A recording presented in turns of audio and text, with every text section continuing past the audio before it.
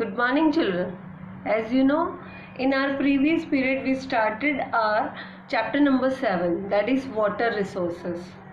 On that day we had completed our first point, that is our water resources. So on that day I explained you about main sources of water, surface water, groundwater, lagoon and backwater. Okay. Now see, today we will start second point, that is importance and need for irrigation in India. Okay. Now see, importance of irrigation in India. India is essentially an agricultural country. More than half of the total area comes under arable land. Arable land, that means cultivated land. Okay. The country has a long, very long, almost spanning the entire year, growing seasons. If water for the crop is ensured, that means if water is available, we can cultivate crops whole year. Thus, water is the only means through which full potential of the agricultural sector can be realized. Although water is a natural resource, it is not available throughout the year. Hence, efficient use of available water resources is the only key to successful agricultural development of India. Clear? Now see, whenever and wherever water is not available through natural cause by rainfall, it is supplied to the agricultural field artificially by human effort. Thus, irrigation can be defined as the process of supplying water to crops by artificial measures such as canals, wells, tube wells, lakes from the existing natural sources of water like rivers, tanks, ponds or underground water. I hope clear to everyone about this. That means in this topic mainly it is given the importance of irrigation in India. So we can cultivate crops whole year if water is available, and if the naturally is not available there, if we know that our rain distribution is evenly distributed in India, rainfall is. So if water is properly available, we can cultivate whole year, but it is not possible because rainfall is according to nature only. But these ways, these artificial measures like canal, wells, tube wells, they help us to cultivate crops. Now come to our next point, that is need for irrigation in India. What is the need for irrigation in India? Now see, look at here. India experiences a tropical monsoon type of climate which is unfortunately erratic, unreliable, irregular, uncertain and uneven distributed. These variations of Indian climate make irrigation indispensable for sustained agricultural development. So there is need for irrigation in India. Now see children, it is given in your book. I am showing you book. Listen carefully. Here it is written in your book. I am explaining you from book only. The following reasons justify the need for artificial application of water through irrigation to land. So see here 10 points are given there. So I am explaining you one by one. Look at carefully. Uneven and uncertain distribution of rainfall. This is the major reason, because the rainfall is uneven and uncertain.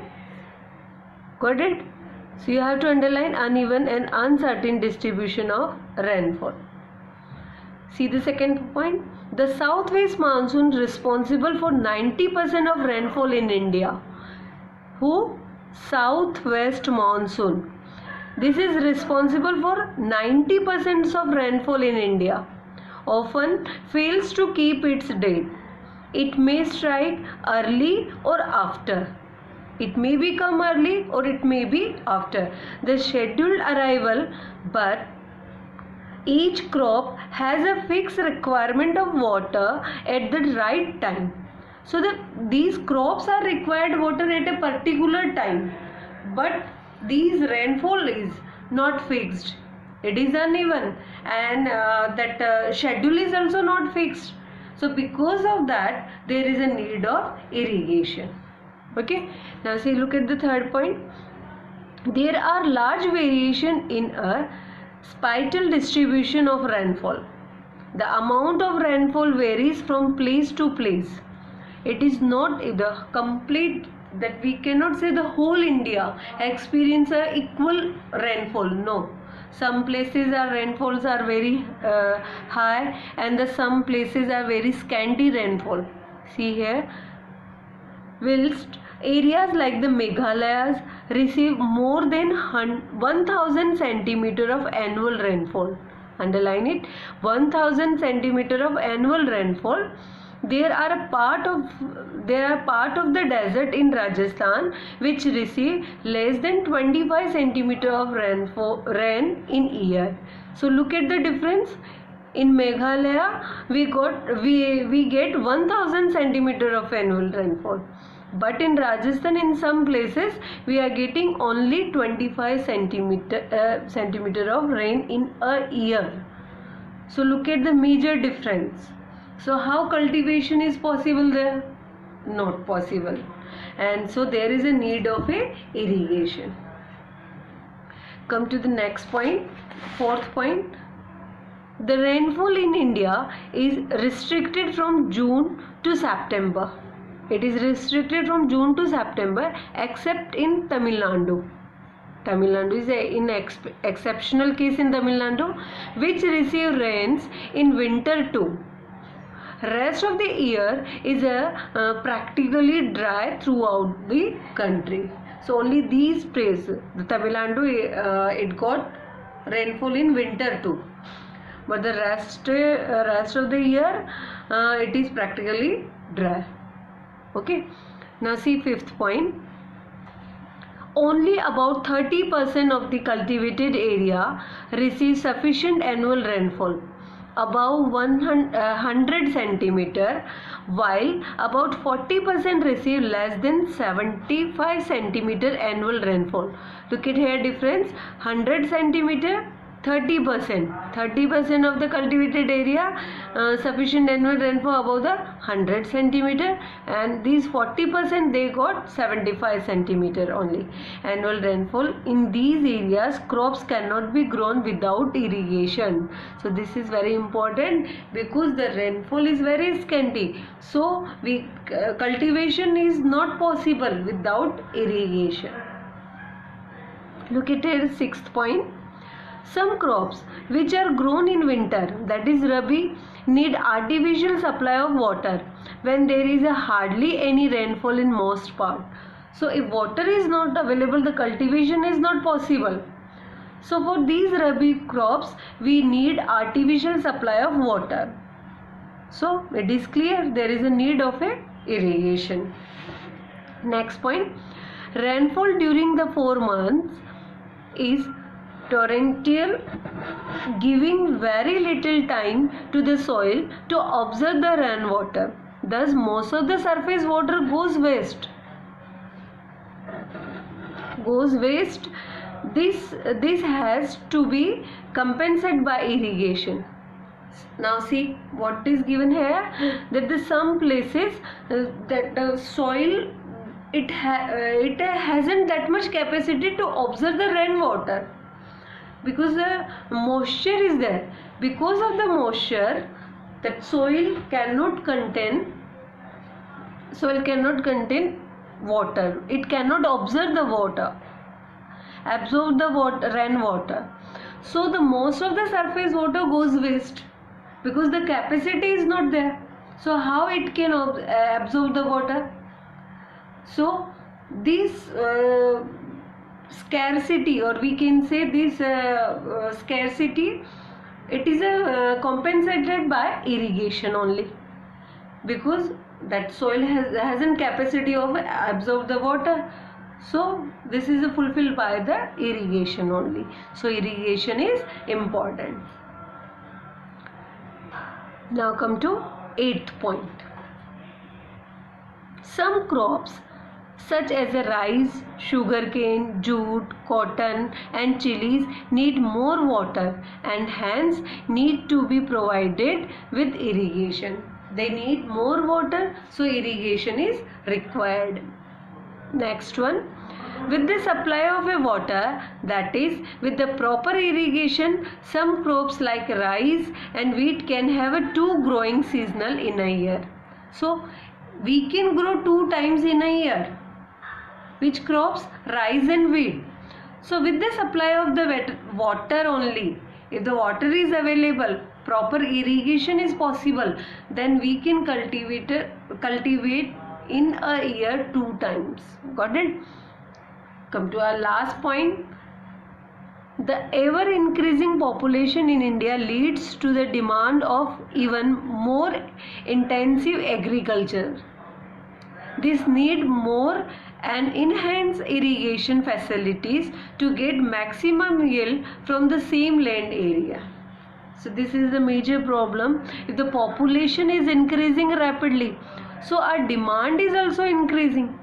But we have that much only particular that area we have for the cultivation. So there is a need to increase our yield. So we have only limited area for the cultivation. In that area we have to fulfill the demand of our people.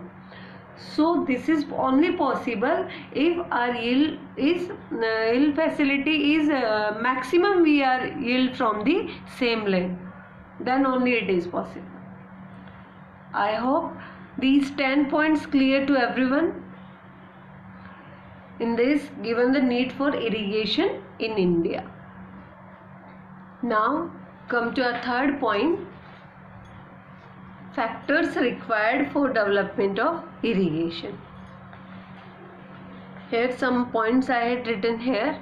Indo-Gangetic plains, the deep clay, the subsoil act as a reservoir for storing rainwater, wells and tube wells, the perennial snow-fed rivers, tank irrigation. Okay. So see in your book, third point is given here. Factors required for development of irrigation. Now see, the soil of Indo-Gangetic plains, one of the most fertile land in the world. You know where the alluvial soil is there, it is a very fertile, okay, and very soft with the gentle slopes. This makes the job of digging canal and wells easy. So here the digging canals and wells are very easy. Clear? Now see the second one. Moreover, the deep clay in the subsoil act as a reservoir for storing rainwater, which percolates down during the rainy season. Okay.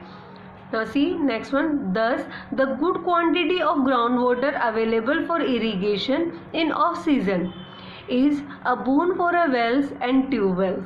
That means that soil, if deep clay in the subsoil act as a reservoir, that means they are doing a job of a reservoir. They reserve the water, they store the water.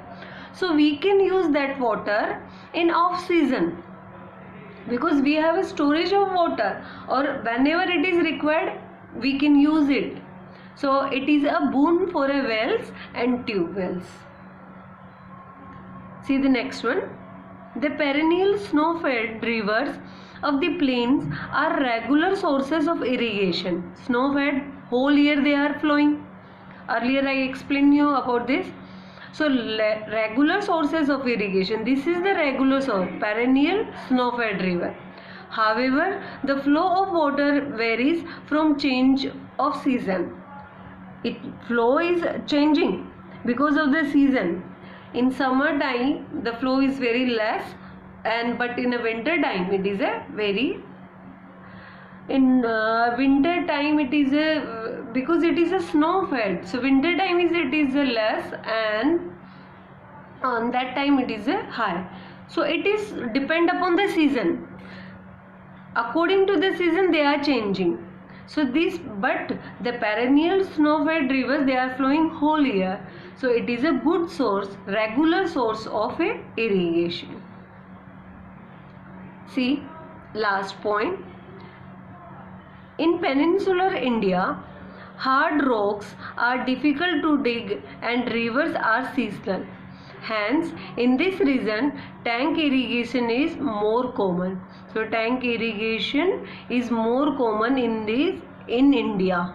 Tank irrigation, because our country is a peninsular country, that you know very well, because 3 side oceans are there: Arabian Sea, Indian Ocean, Bay of Bengal is there. So hard rocks are difficult to dig and rivers are seasonal. Our rivers are seasonal. So hence in this region tank irrigation is more common. Clear till this? Now our next point is method of irrigation. So today we will stop here only. Go through your chapter, read it very carefully and make inside question answers in your notebooks very carefully, and be honestly, you have to do it.